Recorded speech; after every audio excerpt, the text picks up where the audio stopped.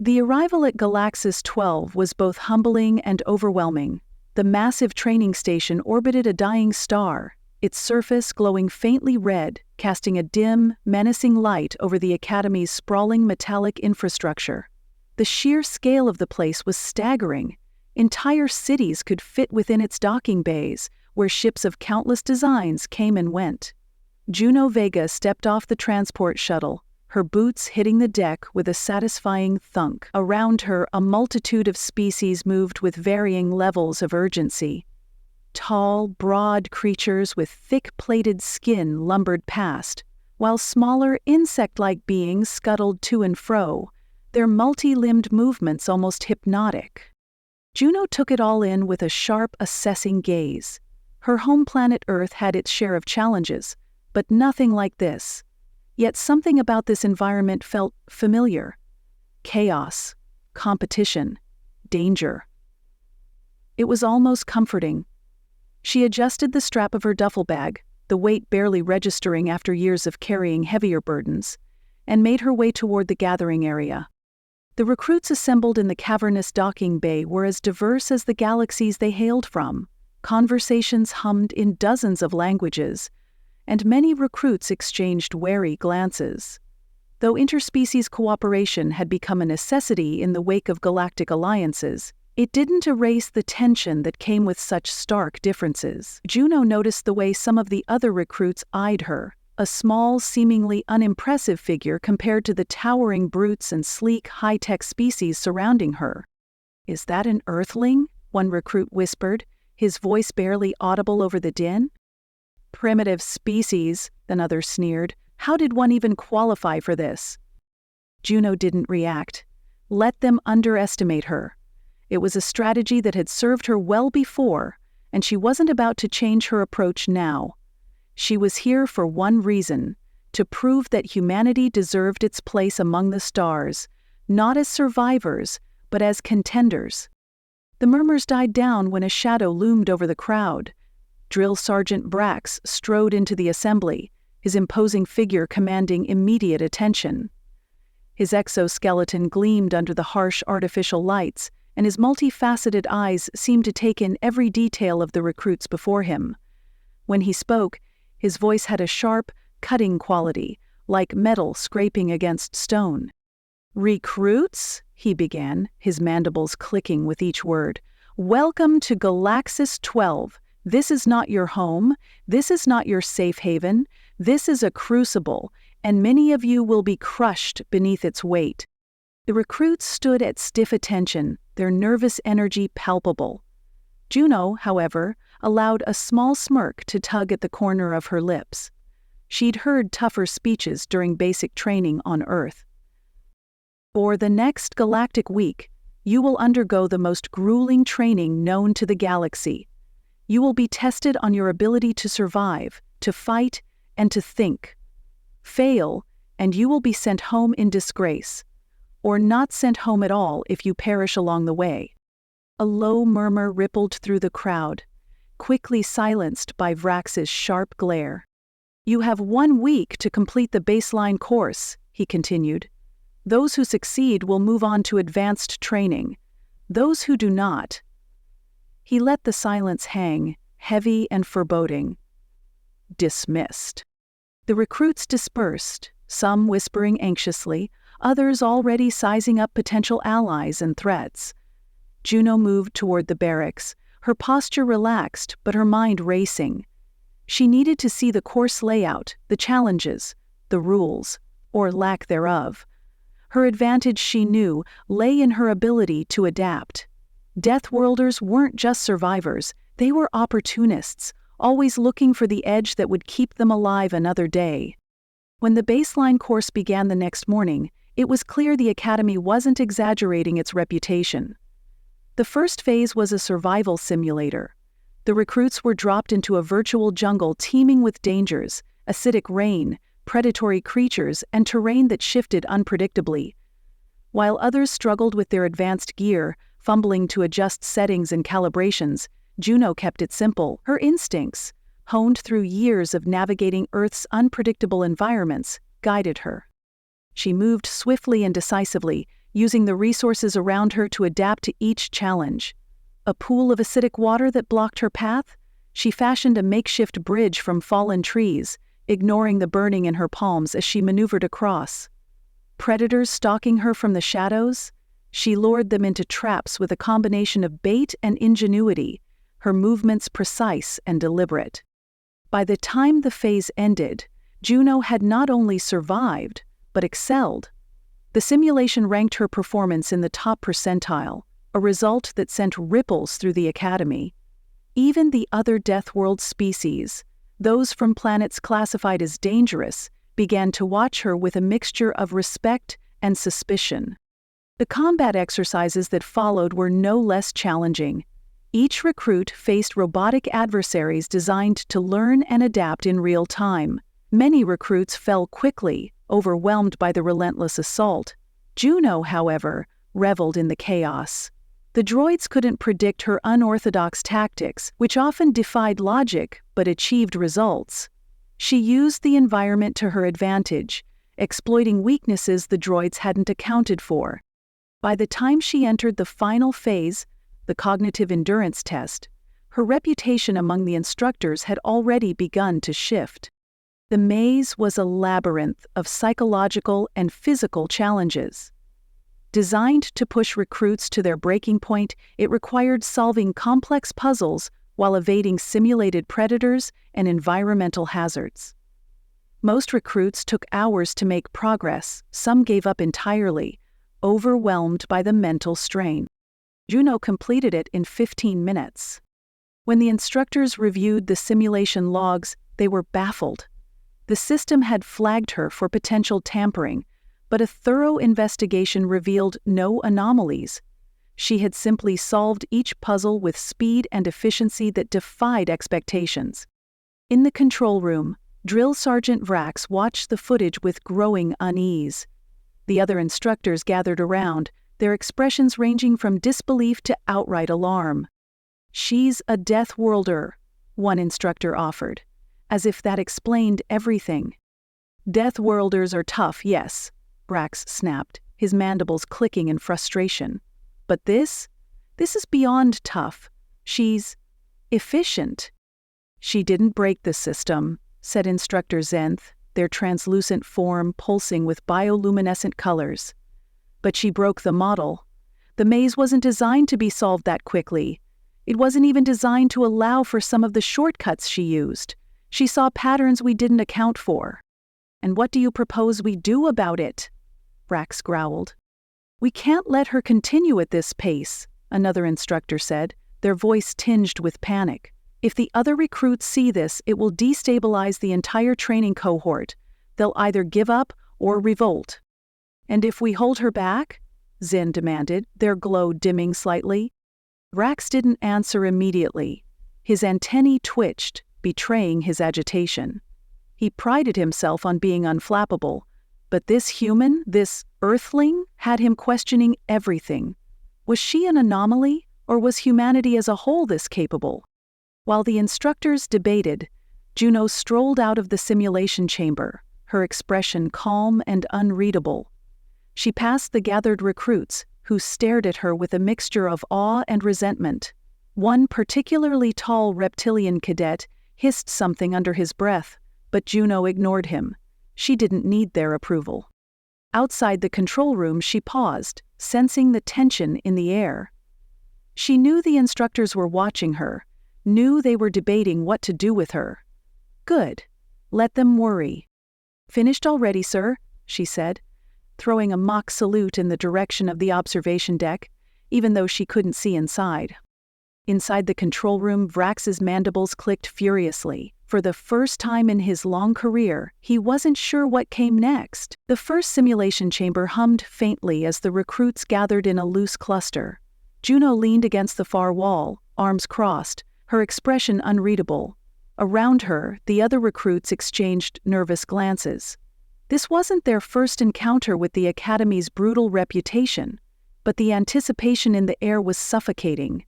When the door slid open, revealing the first stage of the baseline course, a wave of apprehension swept through the room. The jungle was alive with a pulsating, hostile energy. Thick, twisting vines stretched overhead, forming a canopy that filtered out the artificial light from the ceiling of the simulation dome. The ground squelched underfoot, reeking of decay and chemicals. Strange cries echoed in the distance, alien creatures whose forms could only be guessed at by the recruits stepping cautiously into the biome. Juno, however, moved with the ease of someone who'd grown up in the wild. She crouched down, running her fingers along the damp soil, her senses hyper-alert. The others hesitated, still adjusting their equipment, scanning the environment with high-tech visors, or fiddling nervously with advanced survival tools. Juno smiled faintly. She'd seen this kind of over-reliance on technology before. It made people slow, predictable. From the corner of her eye, she spotted movement. A group of recruits. A team of 4. Their armor sleek and angular, their weapons bristling with energy emitters, was attempting to cross a shallow stream. They didn't notice the small jelly-like creatures lurking beneath the water's surface until one of them stepped in. The creature lashed out, wrapping a tentacle around the recruit's leg and pulling him under with terrifying speed. Panic erupted among the group as they scrambled to rescue their teammate. Juno didn't stick around to watch the outcome. Instead, she scanned the area, her sharp eyes identifying the safest path forward. The jungle was designed to disorient and overwhelm, but she could see the patterns in its chaos. She moved swiftly, her steps deliberate. A vine lashed out at her ankle, but she anticipated the attack and sidestepped it, slashing through the plant with a makeshift blade she'd fashioned earlier from a piece of scrap metal. The other recruits were weighed down by their gear, but Juno's minimalist approach allowed her to stay agile. She climbed a tree to avoid a pack of predatory creatures, her movements as fluid as the wind. From her vantage point, she surveyed the terrain, plotting the most efficient route through the jungle. By the time she reached the checkpoint, a small clearing guarded by a series of traps and obstacles, she was alone. The other recruits were still struggling with the environment, their progress slowed by fear and inexperience. Juno didn't feel smug, though. Survival wasn't about ego, it was about efficiency. She studied the traps with a critical eye. They were cleverly designed, using a combination of motion sensors and mechanical triggers to catch even the most cautious recruits off guard. Juno crouched low, observing the patterns of movement in the devices. She noticed a small gap in the coverage, a blind spot that would allow her to slip through undetected. She moved quickly, her body low to the ground, her breathing steady. A single misstep would set off the alarms and bring the full force of the jungle's defenses down on her. But she was calm, focused. Within moments, she was through. The instructors watching from the observation room exchanged glances. "She didn't trigger a single trap," one of them muttered, his voice tinged with disbelief. "She's not just surviving," another added. "She's thriving." Rack said nothing, his multifaceted eyes fixed on the screen displaying Juno's progress. She wasn't the strongest or the fastest recruit, but her ability to adapt, to read the environment, was unparalleled. It was unnerving. By the time the survival phase ended, Juno had reached the finish line well ahead of the others. She stood alone in the clearing, her expression calm, her body language relaxed. When the rest of the recruits finally arrived, exhausted, battered, and demoralized, they couldn't hide their shock. "How did you do that?" one of them demanded, a reptilian creature whose scales were chipped and burned from the ordeal. "Simple," Juno replied, her tone light. "I paid attention." The combat exercises that followed were equally brutal. Each recruit faced off against advanced combat droids in a simulated battlefield. The droids were designed to adapt, learning from their opponent's tactics and countering them with relentless efficiency. Many recruits fell quickly, overwhelmed by the droid's speed and precision. Juno stepped into the arena, her posture loose, her movements unhurried. The droids scanned her, their sleek forms bristling with weapons, their sensors glowing faintly. They moved in unison, their algorithms predicting her most likely course of action. But Juno didn't follow the script.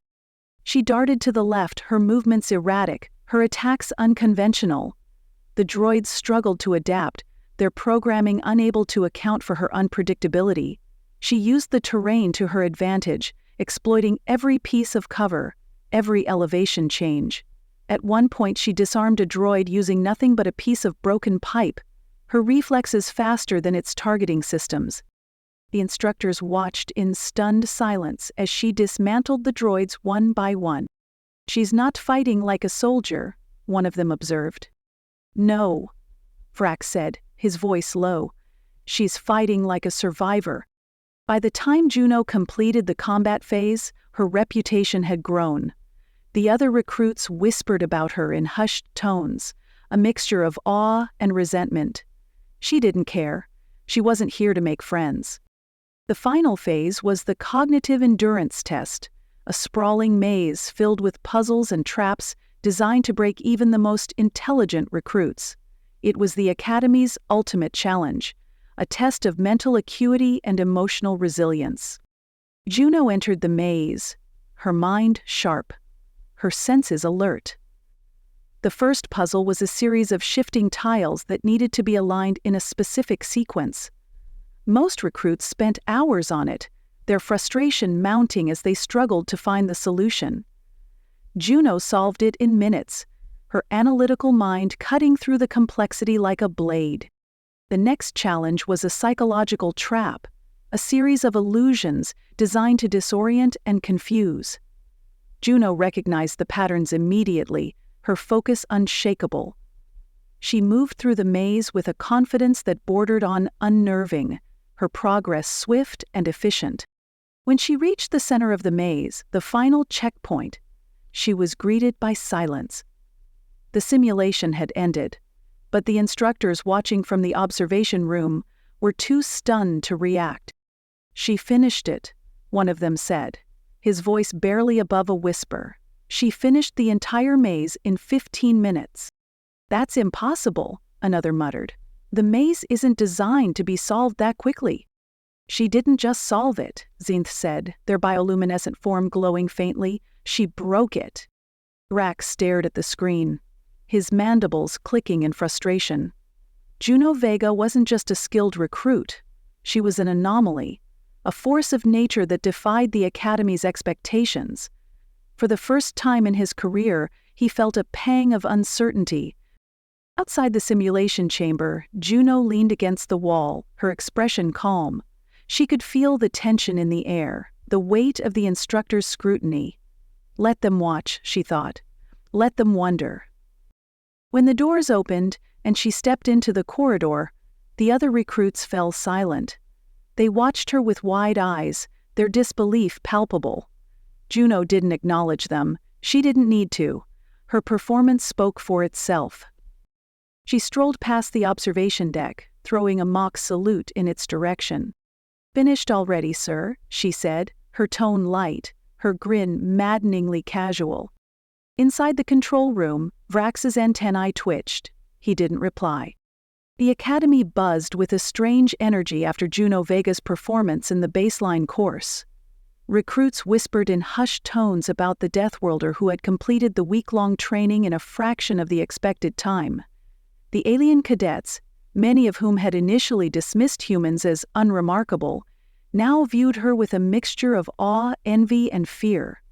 Even the instructors, hardened veterans of countless training cohorts, were unnerved. No one quite knew what to make of the Earthling, who seemed to break every standard they'd carefully designed. Juno, for her part, remained as calm as ever. She had no interest in the attention her performance had garnered. If anything, the stares and whispered conversations were becoming a distraction. She had come to Galaxis 12 to prove humanity's worth, not to bask in the spotlight. Her focus was already on what came next, the advanced training course. Drill Sergeant Vrax, however, was far from calm. The control room had become a hive of activity as the instructors debated what to do about Juno. Vrax stood at the center of the room, his towering form radiating agitation. His mandibles clicked sharply as he reviewed the footage from the baseline course for the 10th time. "She didn't cheat," Zinth said, their bioluminescent form glowing faintly green with a hint of smug satisfaction. "We've analyzed every angle, every log. She just saw things the others didn't." "That doesn't make sense," Rax growled, his voice low and dangerous. "The systems are designed to adapt, to challenge even the brightest recruits. No one is supposed to finish that quickly." "And yet, she did," Zenth replied, their glow shifting to a steady blue. "Perhaps it's time to reconsider what we think we know about Deathworlders." Rax turned sharply, his multifaceted eyes narrowing. "Deathworlders are resourceful, yes. Tough, yes. But this is something else entirely. If she continues at this pace, the other recruits will break. They'll see her as unstoppable, and morale will collapse." "Or," Zenth countered, "they'll see her as an example to aspire to." Rax wasn't convinced. He had seen recruits with extraordinary talent before, but Juno was different. There was an unpredictability to her, a chaotic energy that defied the rigid structure of the Academy's training programs. It wasn't just her skills that unsettled him. It was the way she approached every challenge, as if the impossible was simply an inconvenience to be worked around. The debate in the control room continued for hours. Some instructors argued for recalibrating the advanced training to account for Juno's abilities, while others insisted on testing her limits to find out just how far she could go. Rax, meanwhile, remained silent, his mind racing with possibilities. Juno, oblivious to the chaos her performance had caused, spent the evening in the barracks. The other recruits gave her a wide berth, their gazes filled with a mixture of admiration and wariness. She didn't mind. Solitude was a familiar companion, and she used the quiet to reflect on her next steps. The advanced training began the following day. The recruits were summoned to the assembly hall, where Vrax stood waiting, his imposing form framed by a massive hollow screen displaying the course overview. The room fell silent as his voice boomed through the chamber. "Congratulations," he began, his tone clipped and formal. "You have completed the baseline course. You have proven that you can survive, that you can fight, and that you can think. But survival is not enough. Combat is not enough. Advanced training will test not only your skills but your resolve. Many of you will fail, some of you will break, and those who make it through will understand what it truly means to be a soldier of the galaxy." The recruits stood at stiff attention, their expressions a mix of determination and apprehension. Juno, however, seemed almost relaxed, her gaze focused but calm. Vrax noticed her posture and felt a surge of irritation. The first phase of advanced training was a team exercise. The recruits were divided into groups and tasked with infiltrating a simulated enemy base. The base was heavily guarded, with advanced surveillance systems, automated defenses, and a squad of combat droids programmed to eliminate intruders. From the moment the exercise began, it was clear that Juno's presence unsettled her teammates. Zrath, in particular, was openly hostile, his disdain for humans evident in every sneer and dismissive comment.